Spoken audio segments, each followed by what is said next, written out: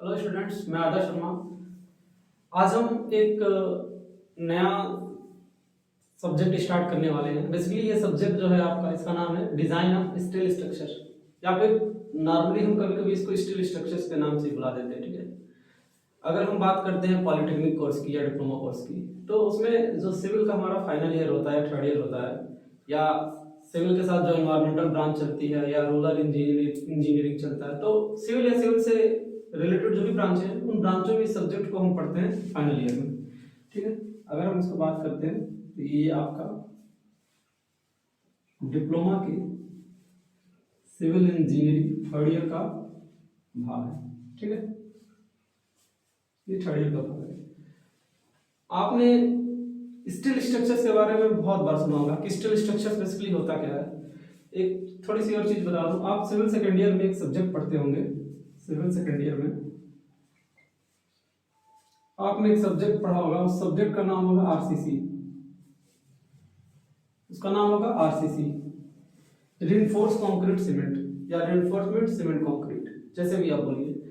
RCC का नाम आपने बेसिकली सारी जगह सुना होगा। आरसीसी आप जानते भी होंगे, आपकी जो घर बनती है, नॉर्मली किसी भी प्रकार की जो बिल्डिंग बनती है, जो भी हमारी कन्वेंशनल बिल्डिंग बनती है, वो हम आरसीसी का यूज करके बनाते हैं। लेकिन अगर हम डीएसएस की बात करते हैं, डीएसएस को ही हम क्या बोलते हैं, डिजाइन ऑफ स्टील स्ट्रक्चर्स। तो डीएसएस क्या है? डीएसएस बेसिकली ये जैसे हमारा आरसीसी होता है ना, तो सेम हमारा आरसीसी के जैसा डीएसएस भी है।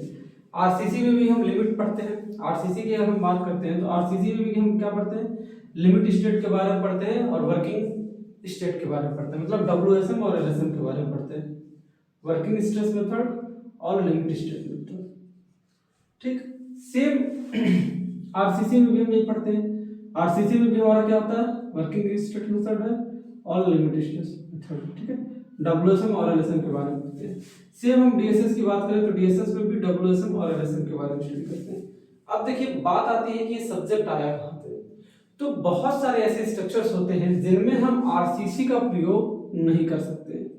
आरसीसी का प्रयोग हम क्या कर सकते हैं, नहीं कर सकते हैं, या आरसीसी का प्रयोग हमको कम से कम करना होता है।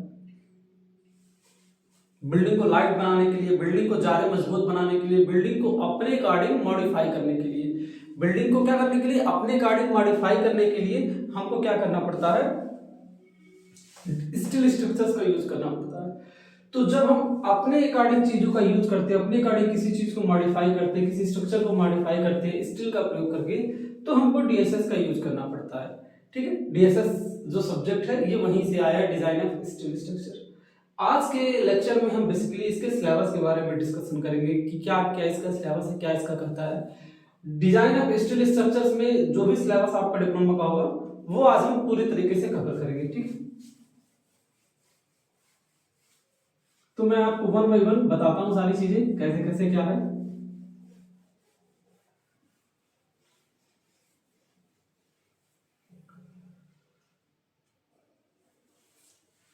मैं आपको कुछ स्टील स्ट्रक्चर का एग्जांपल दे दूंगा आसानी के लिए। जैसे आप लोग देखा होगा फुटबॉल स्टेडियम, किसी भी टाइप के स्टेडियम के बारे में देखा, फुटबॉल स्टेडियम जैसे हो गया, क्रिकेट के स्टेडियम्स हो गए, टेनिस के स्टेडियम्स हो गए, जितने भी स्टेडियम्स होते हैं, इनमें होता क्या है, बेसिकली कम जगह में ज्यादा लोग को बैठाना होता है। कम जगह में ज्यादा लोग को बैठाना, उसके साथ ही साथ हमको क्या करना होता है, जो स्ट्रक्चर होता है स्ट्रक्चर को काफी हल्का बनाना होता है। तो उसके लिए हम बेसिकली क्या करते हैं, स्टील स्ट्रक्चर्स का काफी ज्यादा प्रयोग करते हैं। ठीक है, आपने अपने कॉलेज और स्कूल में बिल्डिंग्स देखी होगी, जो वर्कशॉप होते हैं, बेसिकली जो वर्कशॉप वगैरह होते हैं, वो आप देखे होंगे। रेलवे के वर्कशॉप देख ले, चाहे स्कूल कॉलेज का वर्कशॉप देख लें, या कोई भी वर्कशॉप देख लें, आप देखते हैं उसको हम स्टील स्ट्रक्चर्स पे ही बनाते हैं। ठीक है, बहुत सारे ऐसे ब्रिज भी आते हैं, बहुत सारे ऐसे पुल हैं। जैसे आपने हावड़ा ब्रिज का नाम सुना। हावड़ा ब्रिज क्या है, जो हमारा सस्पेंशन ब्रिज है, उसको हम स्टील स्ट्रक्चर्स का प्रयोग करके बनाए। ठीक है ना, तो बहुत टाइप के ब्रिजेस वगैरह भी होते हैं जो जिनको हम स्टील का प्रयोग करके बनाते हैं। रेलवे में इसका काफी ज्यादा यूज है, हाईवे में भी इसका यूज पड़ता है। ठीक है, तो अगर हम बात करते हैं सिलेबस की, तो सबसे पहला हमारा चैप्टर इसमें जो आता है वो आता है steel structure and structural steel and sections. सबसे जो हमारा पहला इसमें आता है वो आता है structural steel and section. Structural steel and sections.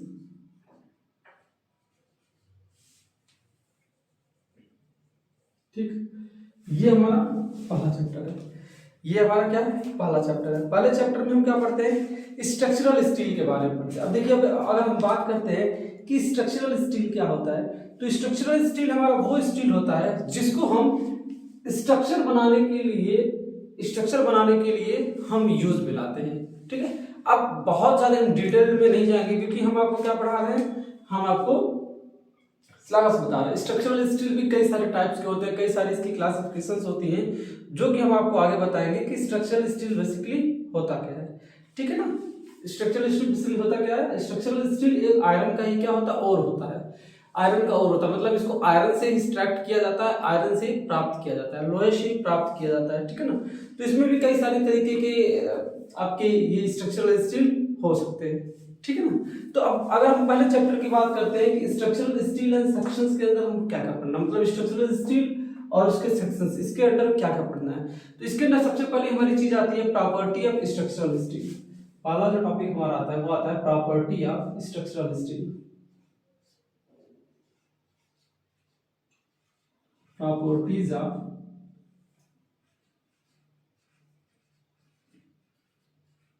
Structural steel. जो भी हमारा स्ट्रक्चरल स्टील है उसकी क्या प्रॉपर्टी हो सकती है, ठीक है, उसके बारे में हम पढ़ते हैं। दूसरा अगर हम इसमें बात करते हैं तो क्लासिफिकेशन के बारे में पढ़ते हैं, classification of structural steel.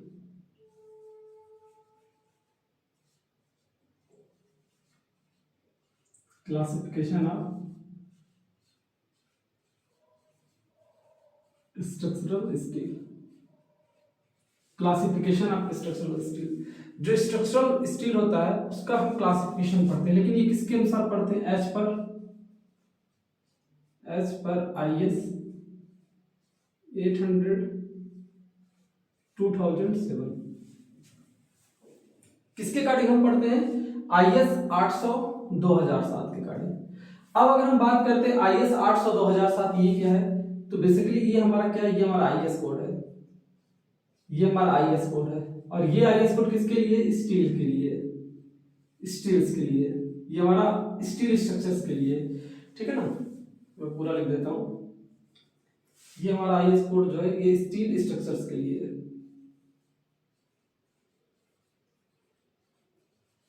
Steel structures की जो प्रॉपर्टी होती है, उसकी कंस्ट्रक्शन होती है, ये उसके लिए कोड यूज किया जाता है। ठीक है, अब जो बच्चे होंगे, आप बच्चे जानते होंगे ये लोग कि ये कोड क्या बताता है। देखिए, जो शुरू का अंक ये दिखाता है, जो 800 अंक दिखा रहा है, ये 800 क्या दिखा रहा है, ये 800 आपका कोड दिखा रहा है कि कौन सा कोड है, किस चीज का कोड है, मतलब स्टील का कोड है, किस चीज का कोड है।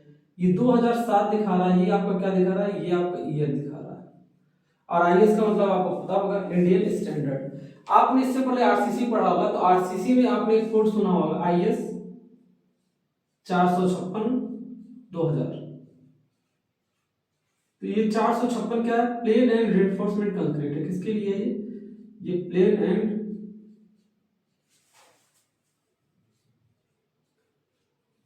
एंड रिइंफोर्स्ड कंक्रीट का क्या है, कोड है।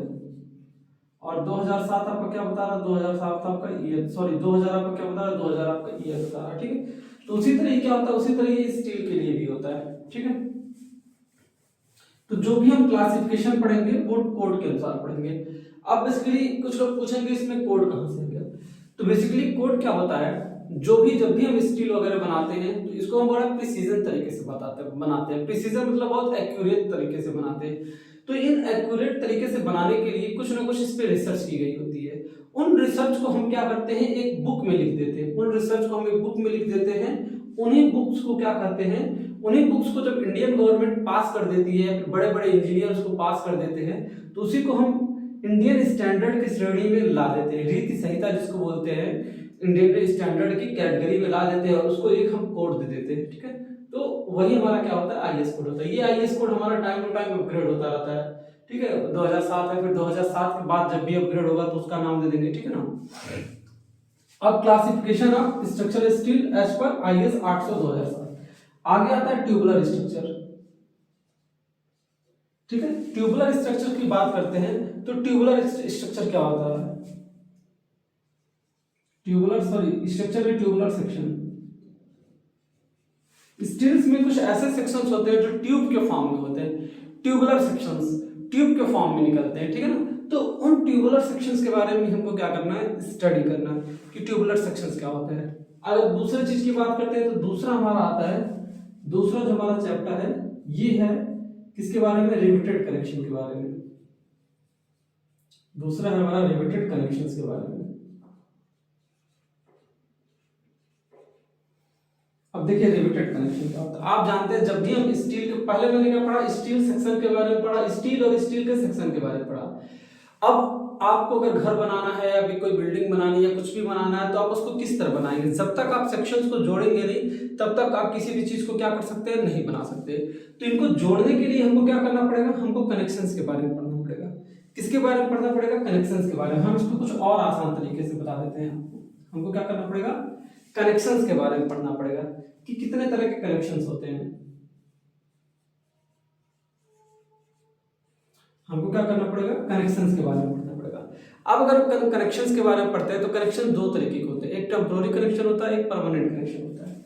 कनेक्शन हमारा क्या होता है, दो तरीके का होता है। पहला हमारा क्या होता है, पहला हमारा टेम्पोररी कनेक्शन होता है और दूसरा हमारा क्या होता है, परमानेंट कनेक्शन होता है।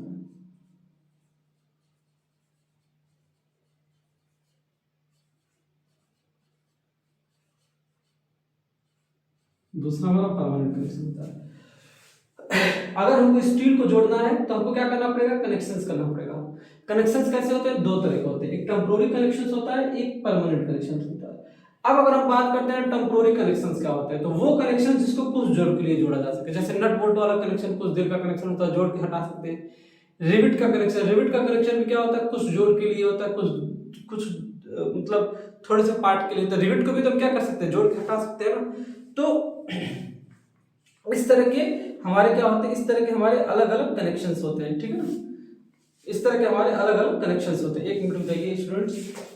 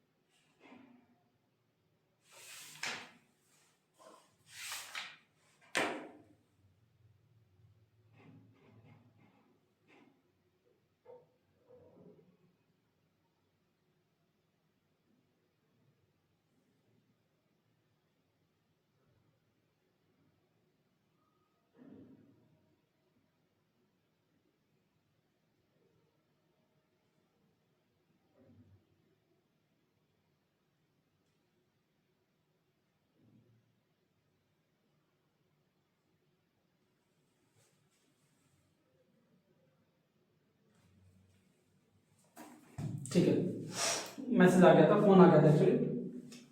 तो दो तरीके के कनेक्शंस होते हैं, एक क्या होता है हमारा टेम्पोररी कनेक्शंस होता है, एक हमारे क्या होता है, परमानेंट कनेक्शंस होता है। तो इन दो कनेक्शंस के बारे में हमको क्या करना पड़ता है, पढ़ना पड़ता है। अब देखिए टेम्पोररी कनेक्शंस वो कनेक्शंस होते हैं जिनको हम क्या कर सकते हैं, कुछ देर के लिए जोड़ सकते हैं फिर हटा सकते हैं, जैसे नट बोल्ट का कनेक्शन। नट बोल्ट का कनेक्शन क्या है, टेम्पोररी कनेक्शन ही माना जाता है, उसको हम कभी भी जोड़ सकते हैं, कभी भी घटा सकते हैं। अब देखिए रिविट की अगर हम बात करते हैं, रिविट भी एक तरीके का क्या है, टेम्पोररी कनेक्शन ही होता है, परमानेंट कोई नहीं होता है। लेकिन रिविट को हम बेसिकली परमानेंट की श्रेणी में रखते हैं। रिविट जो होता है, रिविट हो गया या बेल्ट हो गया, उसको हम क्या करते हैं, वो भी परमानेंट की श्रेणी में होता है। लेकिन ऐसा नहीं है कि वो परमानेंट है, उसको भी हम क्या कर सकते हैं, उसको भी हम बहुत आसानी से हटा सकते हैं, ठीक है ना। तो अगर हम बात करते हैं टेम्पोररी कनेक्शंस की, तो टेम्पोररी में कौन से कनेक्शंस आते हैं, बोल्ट कनेक्शन।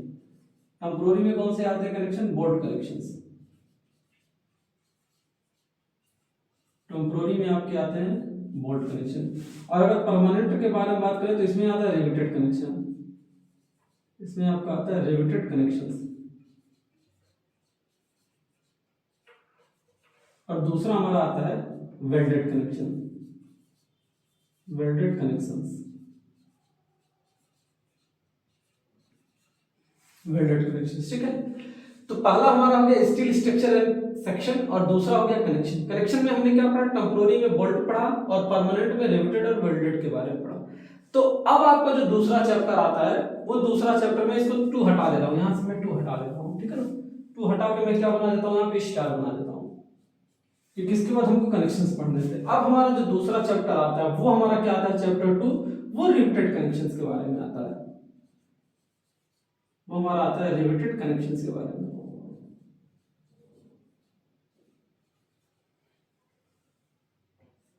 हमने आपको क्या बताया, जो रिवेटेड कनेक्शन होता है ये किस टाइप का कनेक्शन होता है, ये आपका परमानेंट कनेक्शन होता है, एक तरीके का परमानेंट कनेक्शन होता है। तो इसमें हमको सबसे पहले क्या पढ़ना है, टाइप्स ऑफ रिवेट। इसमें हमको क्या पढ़ना है, types of rivets,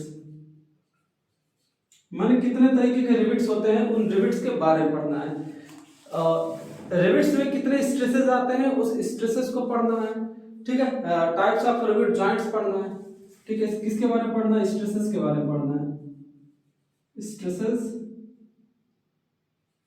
in rivets.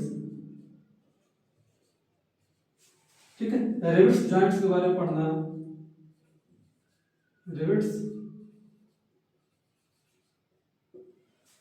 Joints के बारे में पढ़ना है। और अगर आगे हम बात करते हैं कि ठीक है इतना है, इसके बारे में पढ़ना है। और अगर हम आगे बात करते हैं कि और क्या क्या पढ़ना है, तो देखिए जो हमारा स्पेसिफिकेशन होता है, ठीक है, जो हमारा रिवेट का क्या होता है, स्पेसिफिकेशन होता है, उसको पढ़ना है। ठीक है, किसके बारे में पढ़ना है, स्पेसिफिकेशन,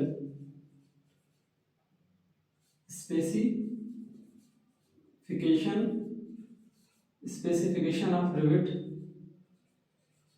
एज पर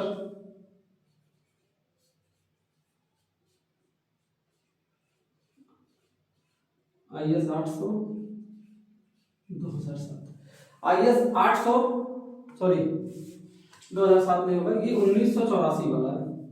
ये जो कोड है ये WSM का कोड है। जो रिविट हम पढ़ेंगे, रिविट हम WSM के अकॉर्डिंग पढ़ेंगे। तो ये जो IS 800 कोड है ये 1984 वाला कोड है। ठीक है ना, ये कब कब बना था, ये आपका 1984 में बना था। मैंने आपको बताया ना कि ये 1984 में बना था। ये किसका कोड था, ये WSM का कोड था। और ये वाला जो कोड होता है ये किसका, ये आपका LSM का कोड होता है, लिमिट स्टेट का कोड होता है। ये आपका LSM का कोड होता है। ठीक है ना, तो हमको इसका स्पेसिफिकेशन पढ़ना है 1984 के अकॉर्डिंग। ठीक है, आगे अगर हम बात करते हैं तो फेलियर्स के बारे में हमको पढ़ना है। ठीक है, कि कितने कैसे कैसे इसका फेलियर होता है। ठीक है, फेलियर ऑफ रिवेट जॉइंट,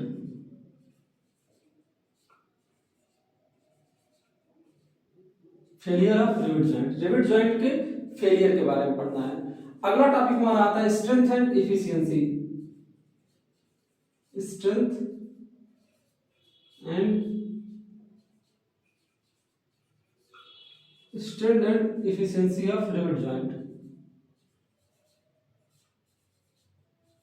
जो हमारा रिवेट जॉइंट होता है उसके स्ट्रेंथ और उसके इफिशियंसी के बारे में पढ़ते हैं कि अगर हम कहीं रिवेट लगा रहे हैं तो उसका स्ट्रेंथ कितना आएगा और उसकी इफिशियंसी कितनी होगी, मतलब 100% में कितना वो वर्क करेगा, कितना उसका मतलब कितना उसका इफिशियंसी होगा। इफिशियंसी का मतलब उसकी क्षमता कितनी होगी या उसकी दक्षता कितनी होगी। ठीक है ना, आगे हमको पढ़ना है design of riveted connection. Next जो हमारा टॉपिक आता है वो हमारा आता है design of riveted connection.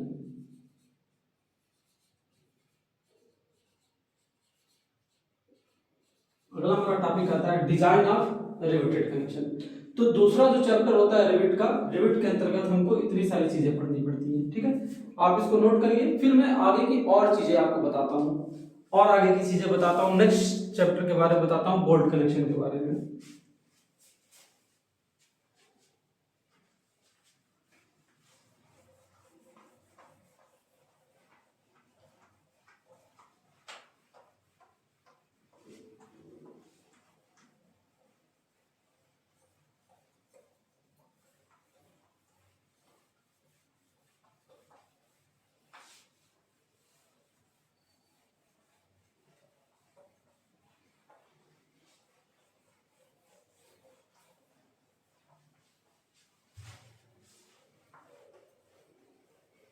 I think आप लोग ये नोट कर चुके होंगे, तो मैं इसको भी इरेज कर देता हूँ साथ ही साथ।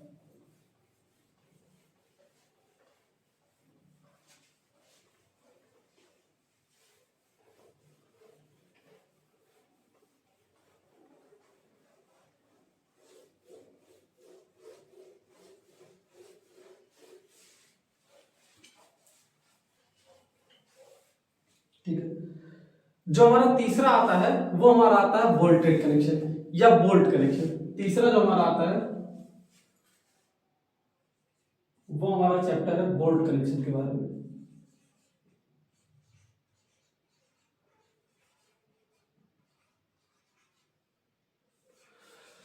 तो अभी मैंने जितना आपको रिविट के लिए बताया वो टोटल और टोटल हमको क्या पढ़ना है, बोल्ट के बारे में पढ़ना है। टोटल और टोटल हमको क्या पढ़ना है, बोल्ट के बारे में पढ़ना है। सबसे पहले हमको क्या पढ़ना है, टाइप्स ऑफ बोल्ट्स। दूसरा पढ़ना है stresses in bolts, stresses in bolts, मतलब बोल्ट्स में किस प्रकार से कैसे स्ट्रेस डेवलप होंगे। Types of bolted joint, types of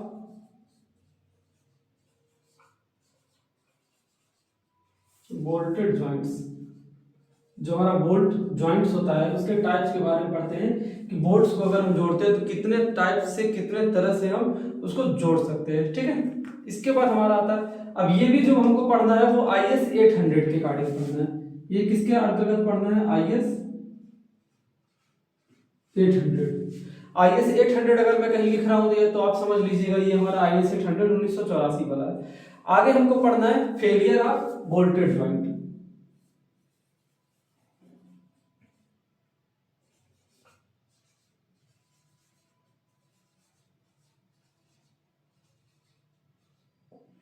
failure of bolted joint. अब जो बोल्टेड ज्वाइंट होता है उसके फेलियर के बारे में हमको क्या करना है, उसको हमको स्टडी करना है। फिर हमारा नेक्स्ट आ जाता है strength and efficiency of bolted joint, strength and efficiency of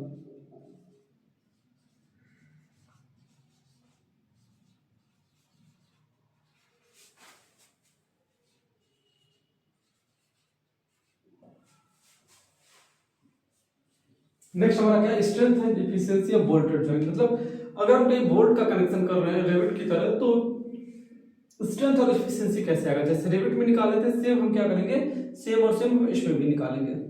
अगला हमारा आता है डिजाइन ऑफ बोल्ट ज्वाइंट या बोल्ट कनेक्शन।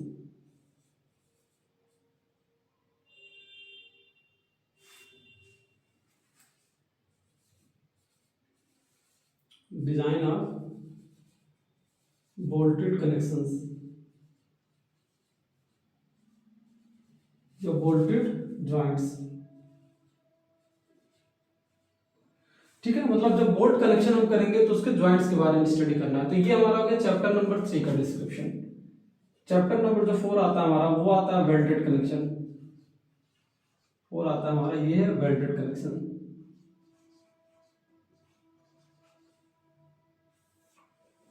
ठीक, वेल्डेड कनेक्शंस के बारे में। तो इसमें हमको क्या पढ़ना है, type of weld and welded joint. पहला हमारा क्या आता है, टाइप्स ऑफ वेल्ड्स। दूसरा आता है टाइप्स ऑफ वेल्डेड जॉइंट्स, मतलब कितने तरीके के वेल्डेड जॉइंट वेल्ड हो सकते हैं और कितने तरीके के वेल्डिंग के जॉइंट्स हो सकते हैं। इन दोनों चीजों के बारे में स्टडी करना है। एडवांटेज एंड डिसएडवांटेज के बारे में पढ़ना, मतलब merit and demerits of welded joints. Welded joints के मेरिट और डिमेरिट के बारे में पढ़ना है। ठीक है, उसके बाद हमारा आता है design of fillet and weld joint. Design of fillet and, जब जैसे वेल्डेड जो जॉइंट होते हैं, वेल्डेड जॉइंट कई तरीके हो सकते हैं, लेकिन हम अब डिप्लोमा सिलेबस की बात करते हैं तो फिलेट और बट वेल्ड किस तरह होता है उसके बारे में स्टडी करना है, ठीक है ना। Design of fillet and weld, sorry, design of fillet and butt joint. जो हमारा फिलेट और बट जॉइंट होता है उसके बारे में हमको क्या करना है, उसके बारे में हमको स्टडी करनी है, ठीक है ना। उसके बारे में हमको क्या करनी है, स्टडी करनी है। ये हमारा 4 तरीके के कनेक्शन हो गया। अब हमने पहला चैप्टर क्या पढ़ा था, स्ट्रक्चरल स्टील पढ़ा था और सेक्शन पढ़ा था। उसको जोड़ने के लिए हमने अलग अलग तरीके के कनेक्शंस पढ़ दिए। कुछ टेम्पोररी कनेक्शन थे, कुछ परमानेंट कनेक्शन थे। जब इन कनेक्शंस को जोड़ देंगे तो इस कनेक्शन में कुछ ऐसे भी मेंबर होंगे जो टेंशन में होंगे और ऐसे भी कुछ मेंबर होंगे जो कंप्रेशन में होंगे। तो इसके लिए जो हमारा नेक्स्ट चैप्टर आता है वो हमारा tension member and compression member आता है। जो हमारा चैप्टर नंबर 5 है वो हमारा है टेंशन मेंबर। चैप्टर नंबर 5 हमारा क्या है, टेंशन मेंबर। और जो चैप्टर नंबर हमारा 6 है वो है हमारा कंप्रेशन मेंबर।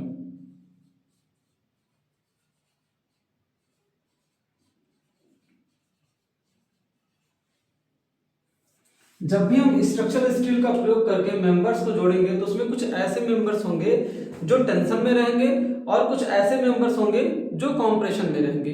तो जो मेंबर टेंशन में रहेंगे उनको हम टेंशन मेंबर बोलेंगे, जो कंप्रेशन में रहेंगे उनको हम क्या बोलेंगे, कंप्रेशन मेंबर बोलेंगे। तो अब अगर हम बात करते हैं कि टेंशन मेंबर में क्या पढ़ना है, तो टेंशन मेंबर में हमको सिंगल और डबल जो टेंशन मेंबर होता है उसकी हमको क्या पढ़नी है, एनालिसिस करनी है। तो पहला हमारा आ जाता है analysis and design of tension member में आता है analysis and design of analysis and design of single and double section, single and double section,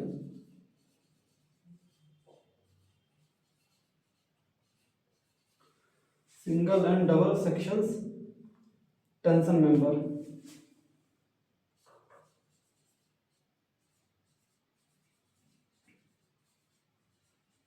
tension member and their connections and their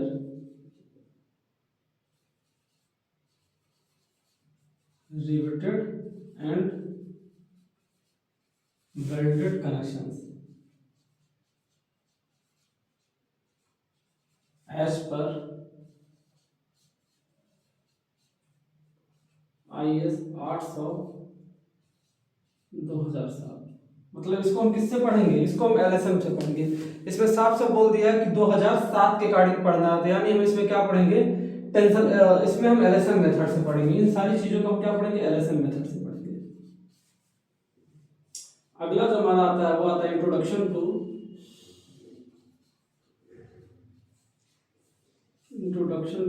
लग angle and tension splice, lug angle and tension splicing, ठीक। अब हमने इसमें tension member में क्या देखा, analysis and design of single and double section tension member and their riveted and welded connection as per IS 800 2007 LSM। तो इसमें क्या है टेंशन मेंबर में, जब आप अलग अलग टेंशन मेंबर्स को जोड़ेंगे तो आपको जोड़ने के पास 3 कनेक्शन तरीके हैं। या तो आप वेल्डिंग से जोड़िए, या तो आप बोल्टिंग से जोड़िए, या तो आप रिवेटिंग से जोड़िए। तो अगर आप बेल्ट से जोड़ देंगे तो परमानेंट हो गया, और रिवेट से जोड़िए तो परमानेंट हो गया। लेकिन बोल्ट से जोड़ेंगे तो क्या रहेगा, वो टेम्पोररी रहेगा। तो बोल्ट और रिवेट के जो कनेक्शंस होते हैं वो एक दूसरे से मिलते कनेक्शंस होते हैं और इनकी स्टडी हम काफी आसानी से कर सकते हैं। तो बेसिकली जो टेंशन मेंबर में हमको पढ़ना है आपके सिलेबस के अकॉर्डिंग, ठीक है। सिलेबस मेरे सामने ओपन है, मैं सिलेबस देख के ये चीज बता रहा हूँ। जो रिवेटेड और वेल्डेड कनेक्शंस होते हैं, इन्हीं 2 कनेक्शंस के बारे में हमको क्या करना है, पढ़ना है। रिवेटेड और वेल्डेड कनेक्शन के बारे में पढ़ना है, क्योंकि ये दोनों किस तरह के कनेक्शंस हैं, परमानेंट कनेक्शंस है। तो रिवेटेड एंड वेल्डेड कनेक्शंस के बारे में हमको पढ़ना, हमको बोल्टेड कनेक्शंस के बारे में टेंशन मेंबर में नहीं पढ़ना है, ठीक है। हमने आपको फिर क्या बताया था कि जैसे हम मेंबर्स को जोड़ेंगे तो कुछ ऐसे मेंबर होंगे जो टेंशन मेंबर होंगे, तो उनकी स्टडी हमको करनी है, और ऐसे कुछ मेंबर होंगे जो कंप्रेशन मेंबर होंगे। तो कंप्रेशन मेंबर के लिए भी क्या है, डेडिकेटेड एक चैप्टर है, ठीक है। अब टेंशन मेंबर की बात करते हैं तो एक आता है introduction to lug angle and tension splices. Lug angle क्या होता है और टेंशन स्प्लाइसेस क्या होता है, तो ये हम आपको तभी क्लियर कर पाएंगे जब इस चैप्टर की स्टडी करवाएंगे। आगे हमारा आता है कॉम्प्रेशन मेंबर। नेक्स्ट हमारा क्या आता है, कॉम्प्रेशन मेंबर। अगर हम कॉम्प्रेशन मेंबर की बात करते हैं तो कॉम्प्रेशन में सबसे पहले हम पढ़ेंगे कि कॉलम क्या होता है, मतलब स्ट्रट क्या होता है। सबसे पहले हम क्या पढ़ेंगे, स्ट्रट्स के बारे में पढ़ेंगे कि स्ट्रट्स होते क्या है। देखिए स्ट्रट्स क्या है, स्ट्रट आप बहुत जगह पढ़ेंगे। स्ट्रट क्या है, एक स्पेशल कंडीशन है कॉलम का। कॉलम बिल्कुल क्या होता है हमारा, वर्टिकली होता है और एक्सियली मेंबर लोड लगता है। लेकिन अगर वही किसी एंगल पे हो जाए या इंक्लाइनेशन पे हो जाए तो उसी को हम क्या बोलते हैं, स्ट्रट बोलते हैं। ठीक है, जैसे आप वर्कशॉप में देखे होंगे इस तरीके के मेंबर्स लगे होते हैं, इस तरीके के मेंबर्स लगे होते हैं। अगर आप देखेंगे तो ये किसी एंगल्स पे लगे होते हैं और इन पे क्या लगा रहता है, इन पे एक्सियली लोड लगा रहता है, एक्सियली कंप्रेशन लोड लगा रहता है, तो इसी को हम क्या बोलते हैं, इसी को हम स्ट्रट बोलते हैं। स्ट्रट और कॉलम एक ही चीज है, बस ये इंक्लाइनेशन पे होता है और जो कॉलम होता है वो वर्टिकली लोड लगता है। तो इसमें हम क्या पढ़ेंगे, कंप्रेशन मेंबर में सबसे पहले हम स्ट्रट के बारे में पढ़ेंगे कि स्ट्रट्स क्या होता है, उसकी स्टडी की कैसे की जाती है। टाइप ऑफ सेक्शंस के बारे में पढ़ेंगे। दूसरा हमारा क्या है, type of sections. Type of sections, ठीक है, स्ट्रट के बारे में स्टडी करेंगे, टाइप ऑफ सेक्शंस के बारे में स्टडी करेंगे। अब आपने जैसे कुछ लोगों ने सोम पढ़ा होगा, तो सोम ने आपने पढ़ा होगा कि इफेक्टिव लेंथ क्या होता है, रेडियस ऑफ जाइरेशन क्या होता है, सिलेंडरनेस रेशियो क्या होता है। तो इन सारी चीजों की हम क्या करेंगे, यहाँ पे स्टडी करने वाले हैं। तो एक एक चीज में लिख देना। सबसे पहले हम क्या पढ़ेंगे, इफेक्टिव लेंथ। सबसे पहले हम पढ़ेंगे इफेक्टिव लेंथ क्या होता है। इफेक्टिव लेंथ के बाद हम पढ़ेंगे रेडियस ऑफ जाइरेशन क्या होता है।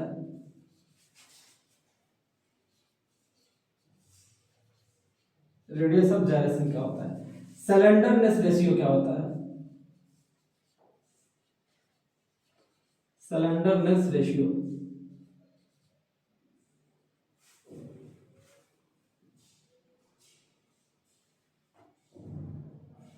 ठीक है, किसके बारे में पढ़ेंगे, सिलेंडरनेस रेशियो के बारे में पढ़ेंगे। इसके बाद हमारा आता है एनालिसिस एंड डिजाइन ऑफ। इसके बाद जो हमारा आता है सेम है, analysis and design of.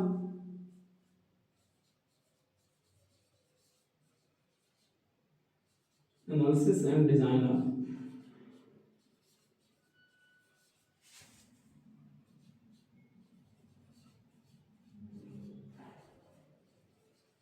Single and double section.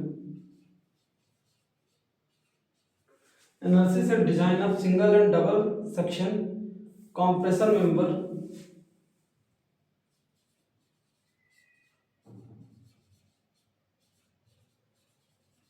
Compressor member subjected to axial load,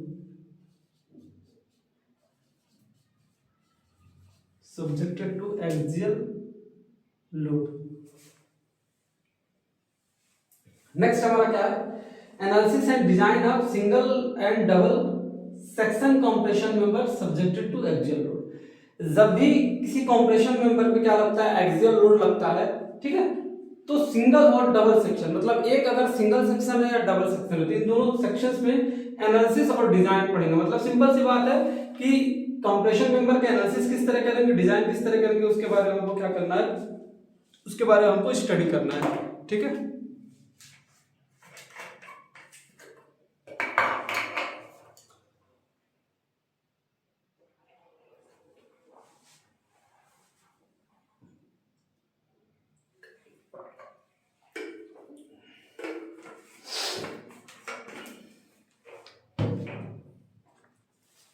ठीक है। नेक्स्ट आता है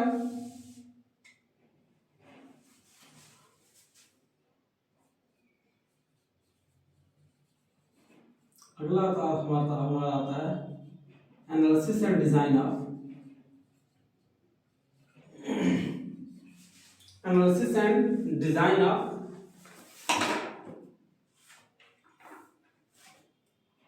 axially loaded column. Axially loaded column, axially loaded column. तो जो एक्सियली लोडेड कॉलम होते हैं उनके भी हमको क्या करने पढ़ने हैं, डिजाइन पढ़ने हैं। इसमें तो डिजाइन पढ़ना है, एनालिसिस एंड डिजाइन पढ़ना है सिंगल और सिंगल और डबल सेक्शन के साथ, और नॉर्मली भी हमको उस तरह भी डिजाइन पढ़ना है। आगे हमारा आता है introduction to lacing and battening. अगला हमारा आता है introduction to introduction to lacing and patterning.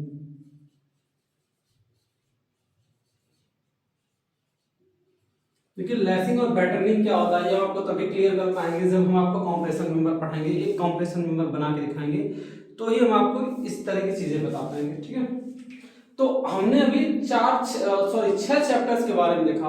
अब इन 6 को आप नोट कर लीजिए, तब हम आगे बताते हैं कि जब हम कॉम्प्रेशन मेंबर और टेंशन मेंबर को यूज करके किसी ट्रस को बनाएंगे तो उसमें हमको क्या क्या चीजों की स्टडी की आवश्यकता पड़ेगी।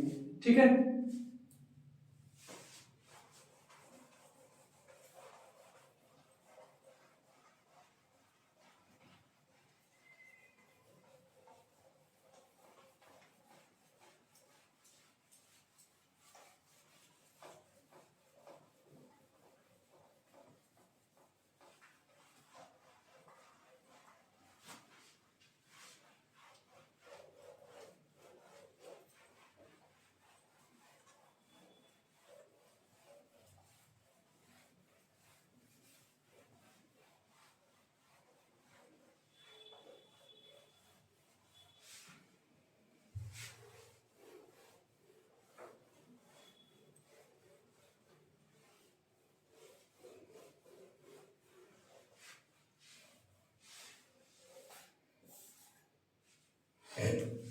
अब देखिए जब हम अलग अलग टेंशन मेंबर अलग अलग कंप्रेशन मेंबर को जोड़ के हम क्या बनाएंगे, ट्रस बनाएंगे।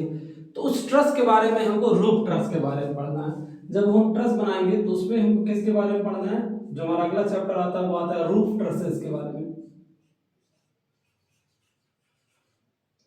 देखिए रूफ ट्रसेस क्या होते हैं, रूफ माने छत, ट्रसेस माने ट्रस। तो छत पे जो ट्रस यूज किए जाते हैं इस तरीके के, उसको हम क्या बोलते हैं, रूफ ट्रसेस बोलते हैं। तो रूफ ट्रसेस के बारे में पढ़ने हैं और रूफ ट्रसेस के कुछ टर्मिनोलॉजी के बारे में पढ़ना है। तो सबसे पहले हमारा आता है फॉर्म ऑफ ट्रसेस, कि ट्रसेस के कितने फॉर्म्स होते हैं, फॉर्म ऑफ ट्रसेस।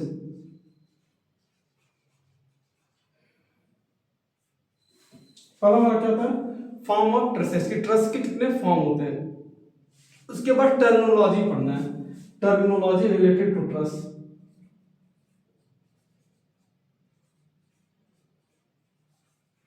टर्मिनोलॉजी पढ़ना है। तो कुछ टर्मिनोलॉजी है, जैसे किसको हम पिच कहते हैं, पिच किसको कहते हैं। ठीक, मतलब पिच क्या होता है, स्पेसिंग क्या होता है, पिच किसको बोलते हैं, स्पेसिंग किसको बोलते हैं, पर्लिन किसको बोलते हैं, पर्लिन्स किसको बोलते हैं, राफ्टर किसको बोलते हैं। तो इन सारी चीजों के बारे में क्या पढ़ना है, वन बाय वन अलग अलग चीजें पढ़नी है। आगे हमारा आता है कनेक्शंस के बारे में पढ़ना है, connections between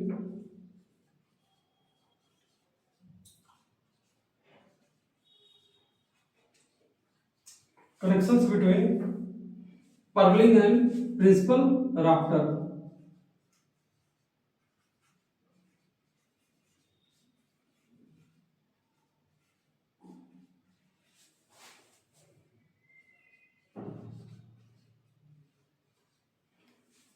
connections between purlin and principal rafter, मतलब पर्लिन क्या होता है और प्रिंसिपल राफ्टर क्या होता है, उसके बारे में हमको क्या करना है, पढ़ना है। ठीक है ना, तो इसमें हमको क्या पढ़ना है, सिर्फ और सिर्फ पढ़ना है, कोई भी न्यूमेरिकल्स वगैरह नहीं है।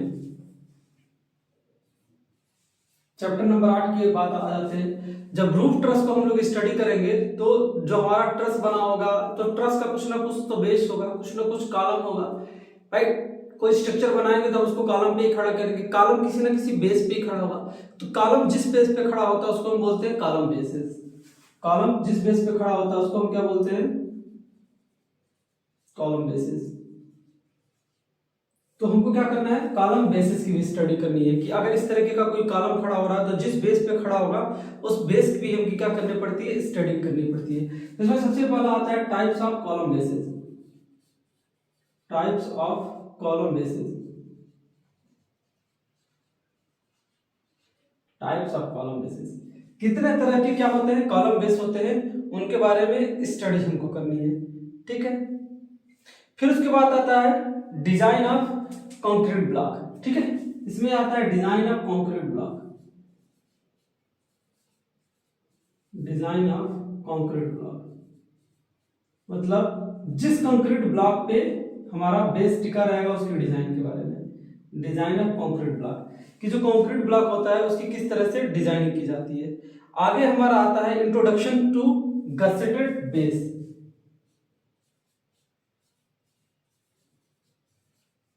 Introduction to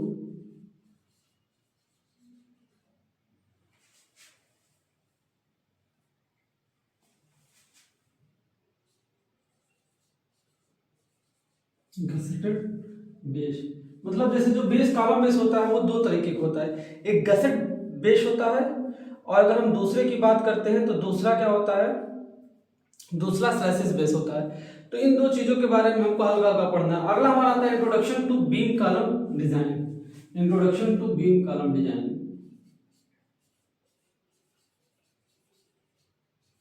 introduction to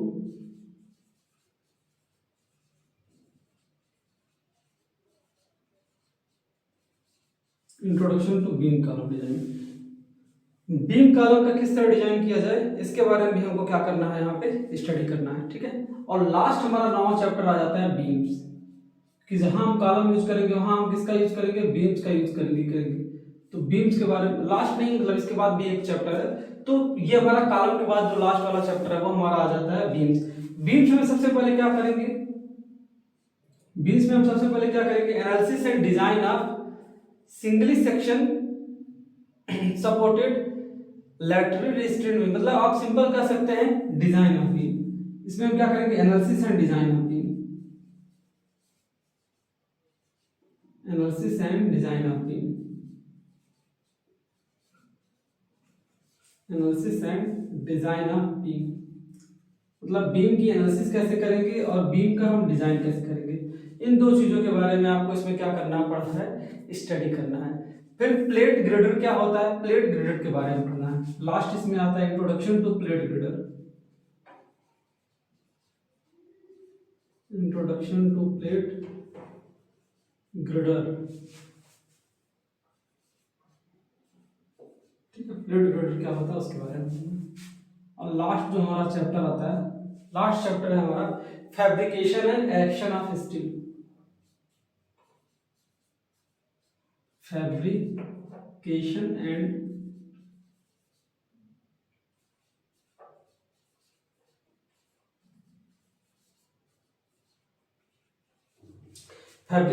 erection of steel structures,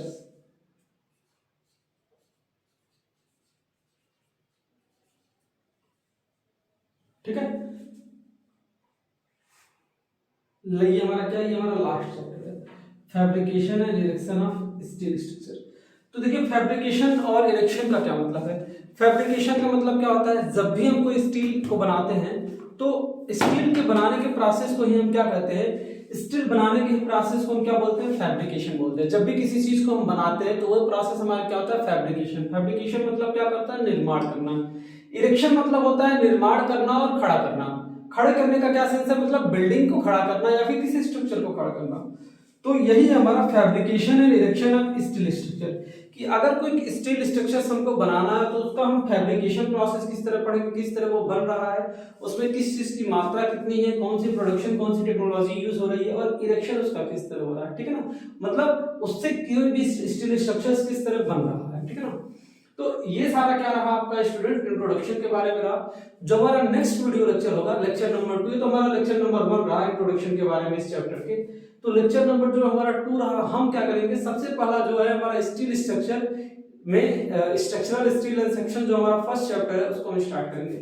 ठीक है स्टूडेंट्स, फिर मिलते हैं आपसे नेक्स्ट वीडियो लेक्चर में, तब तक के लिए थैंक यू।